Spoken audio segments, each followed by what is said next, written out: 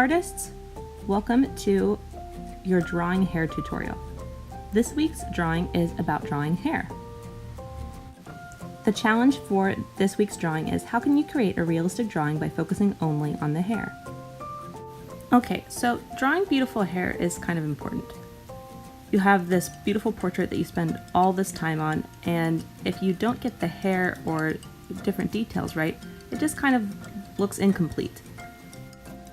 Chances are you've been drawing people for a really long time. And along with drawing people comes drawing people's hair. And then you keep going. You know, you might draw a lot of people in your lifetime, but maybe nobody told you how to draw hair realistically. So we've been talking about algorithmic thinking, which is basically just creating a series of steps or formula to creating art. When you're drawing hair, there are 4 steps. Step 1 is volume, and then you have flow. Step 3 is value, or finding your shadow, midtone, and highlights. And then finally, we focus on texture.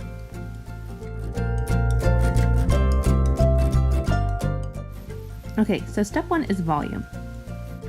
Volume is all about how far the hair comes off of the skull. So you might want to make like a loose outline of a head first before you do volume. But it's basically looking at your photograph or looking at the person that you're trying to draw and figuring out like where is their head and how high does their hair come off of their scalp. So it also helps then to sort of make sections. So hair doesn't, I know that the temptation is to draw one hair strand at a time, but what you want to do is sort of see how in this picture, in this example, they've sort of mapped out the different sections of hair, big chunks of hair, and then we can go in and add detail later. Here I am doing an example, and you can see how I added volume first before I started to go a little bit further. Same with this drawing, I drew the skull first and then I mapped out the volume on the top of the head. Alright, next is flow. So just like we determined when we did fabric, how the fabric lays over a window or whatever you're drawing, we have to figure out how the hair will lay too. So that's called flow. That awesome resource I gave you, Rapid Fire Art Tutorials, she says, in order to draw hair with flow, you need to be aware of the structure underneath. For long hairstyles in their resting state, the hair flows down, hugs the head, and wraps around the shoulders, somewhat like a liquid. You want to begin by sketching the basic structure of the hair and keep your strokes loose and simple. So the basic structure of the hair, you know, is a shoulder up. How is the hair laying? What is it laying on? This is going to be different with curly hair, but basically when you're drawing long hair like this, you're going to try to think of it like a piece of fabric or a curtain and consider the gravity. So she drew some arrows to see how the hair, you know, sort of falls on the shoulders and around this person's face. A good example of this is if you try to draw someone with like a braid, the flow would be very different when a braid, right? Because the hair is, you know, wrapped around each other. So that's where you get this sort of braid look. You have to consider the flow of the hair and how it goes into a braid. Okay, same with this one. Just like I said, I added volume first, and then do you see how I'm drawing lines to see kind of where the hair is falling and what direction it's going in? Especially with those pieces around the face and that's part of the top. The way that I usually do it is I try to get a base color first and then I sort of establish the flow with the lines. But you can do it that way or you can go back and forth between the two. So you can see, look at the flow that I'm establishing there, the direction that the hair is going. Okay, so step 3 is value. With value, you want to make sure that you add a shadow, a midtone, and a highlight. Okay, so back to our awesome resource, Rapid Fire Art Tutorials.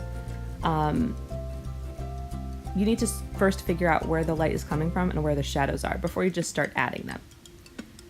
So you can posterize the image, and I can show you kind of what that means in a second, or you can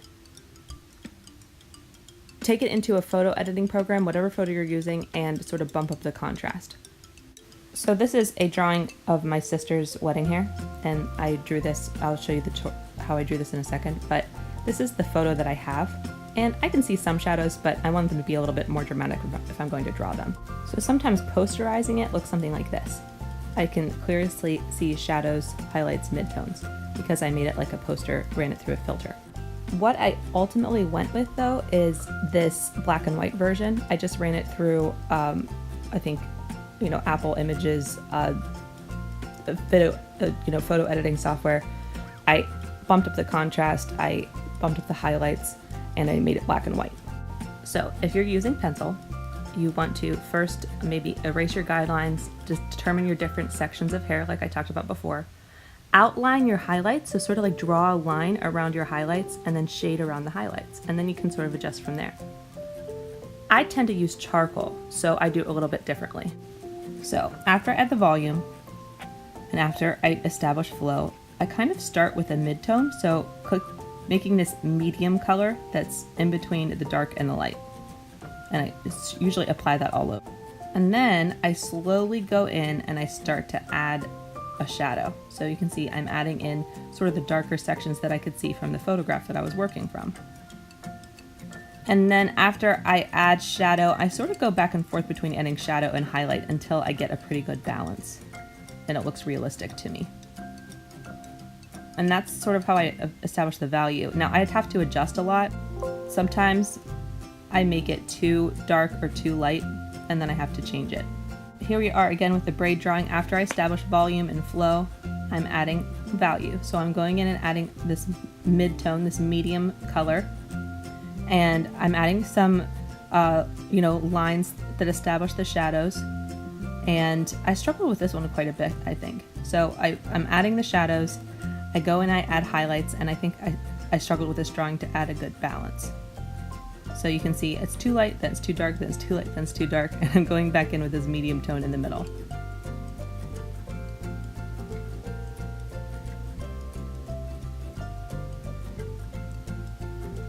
And then with this drawing that I did, you can see I tried a different approach. I added some more shadows first, and then I went over with an all over medium color because I didn't like what was happening. And you can see me adding the highlights.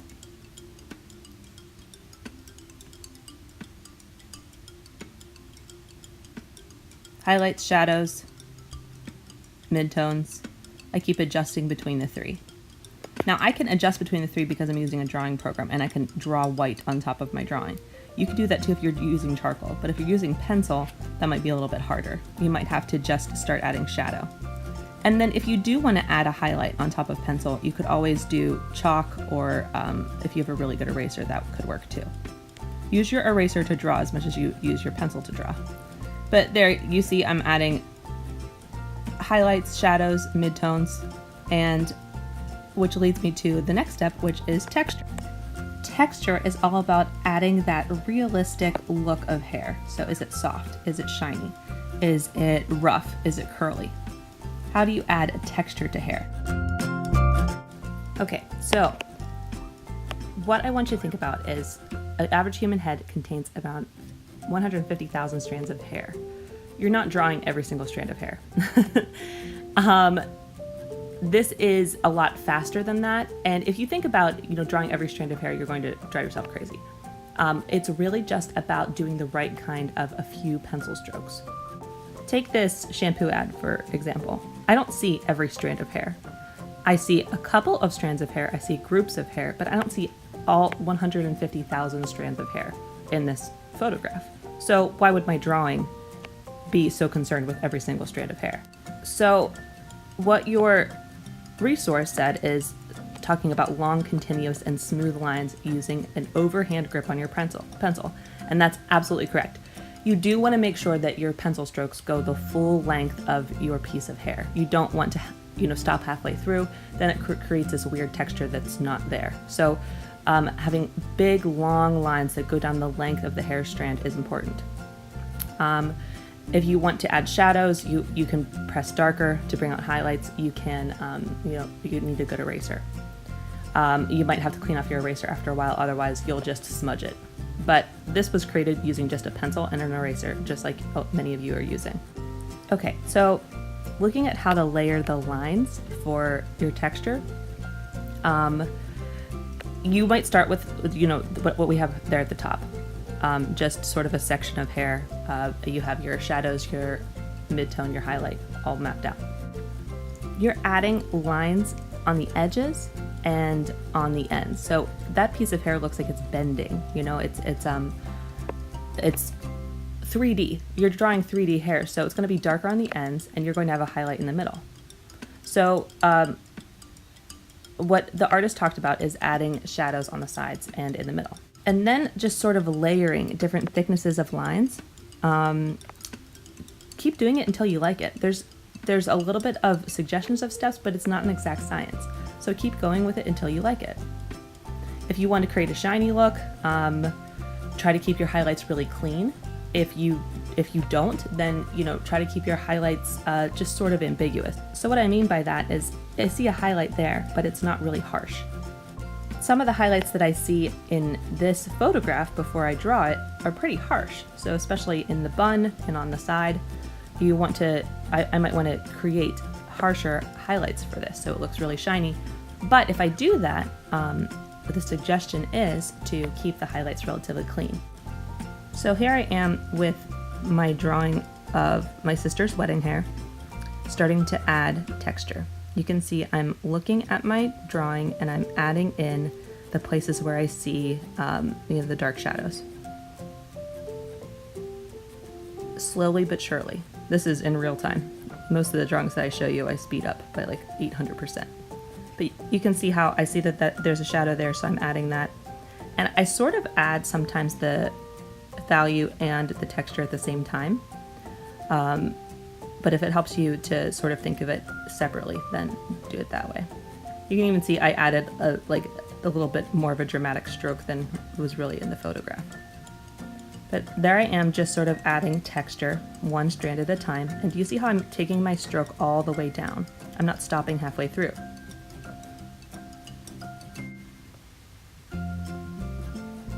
The only reason that I'm not doing long, flowy strokes for this particular drawing is because it's an updo, so it's pulled in different directions, and that's the way that I'm sort of doing the shadows. You can see how I added texture with this drawing too. I'm going in and with a skinnier pencil, I added all the different strokes, one at a time, making sure to make the line go over the complete total section of the hair.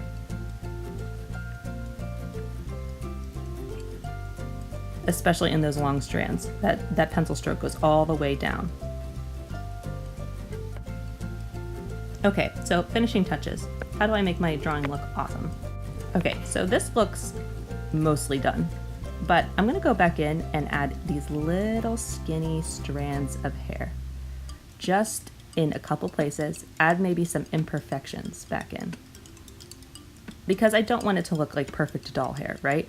I want to do these little flyaways or these little individual pieces of hair, and that's what's going to make it look super realistic. I'm also going back in and blending anything that's maybe just a little bit too harsh. So adding some shadow on top of some of the... I'm also going back in, this is that critique and create stage that I told you about. You're going to sort of judge your art and add anything that you think is missing. So here I am adding, maybe that shadow needs to be a little bit darker. Maybe I need to take some things out and put some things in. And I'm just going back and touching it up. And I think at this point I'm almost done. Does it look exactly like the photograph? Not really, but it's a drawing, so it doesn't have to. Okay, so just to review.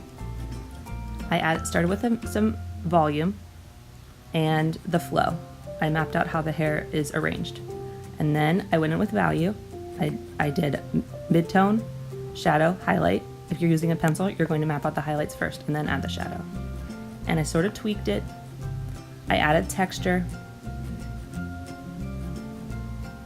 I adjusted, I critiqued, and I made little tweaks along the way.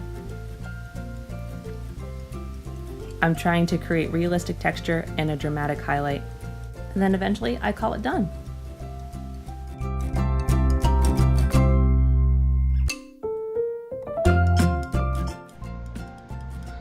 Hi students, it's Miss Lucas, and today I'm going to talk about your ear and hair drawing.